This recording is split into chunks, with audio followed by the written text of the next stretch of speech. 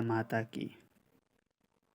रावण द्वारा दी गई पिटारी को वह मछली मुख में लेकर सुखपूर्वक समुद्र में घूमने लगी। सहसा अपने शत्रु को सामने देखकर उसने शत्रु के साथ युद्ध करने का निश्चय किया। तदंतर पिटारी को एक टापू पर रखकर वह शत्रु से युद्ध करने लगी। उसी समय वह नाव का टुकड़ा भी उसी टापू के किनारे आ लगा। तब राजा दशरथ तथा सुमंत्र उसी द्वीप में उतर पड़े। वहां उनकी दृष्टि उस पिटारी पर पड़ी। खोल कर देखने पर उसमें कौशल्या को देखकर उन्हें बड़ा आश्चर्य हुआ। बाद में एक दूसरे से सब बातों को जान करके प्रसन्न हुए और अच्छे मुहूर्त में वहीं पर राजा दशरथ ने प्रसन्नतापूर्वक कौशल्या से गांधर्व विवाह कर लिया। पश्चात राजा, कौशल्या तथा मंत्री सुमंत्र ये तीनों पुनः पिटारी में घुस गए और ढकना बंद कर लिया। मछली ने भी शत्रु को जीतकर उस पिटारी को पुनः अपने मुख में रख लिया।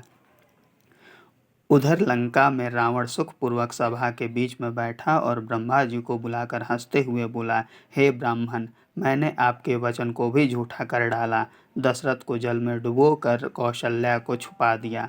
भरी सभा में रावण के इस वचन को सुनकर ब्रह्मा जी ने जोर से स्पष्ट शब्दों में ओम पुण्याहम ऐसा कहा। यह सुनकर रावण ने पूछा कि यह आपने क्या कहा। ब्रह्मा जी बोले, अरे राजा दशरथ का विवाह हो गया। रावण ब्रह्मा के वचन को असत्य प्रमाणित करने के लिए दूतों द्वारा मछली से पिटारी मंगवाई और ज्यों ही खोलकर ब्रह्मा जी को दिखलाना चाहा, त्यों ही उसमें सुमंत्र के साथ दशरथ कौशल्या को देखकर पहले तो बहुत चकित हुआ, फिर क्रुद्ध होकर उन्हें मारने के लिए उसने तलवार निकाल ली।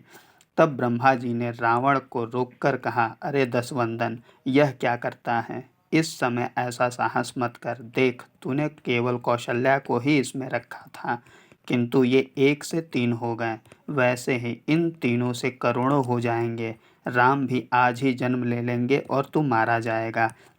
इसलिए तू ऐसा साहस त्याग दे। जो होनी होगी सो होगी।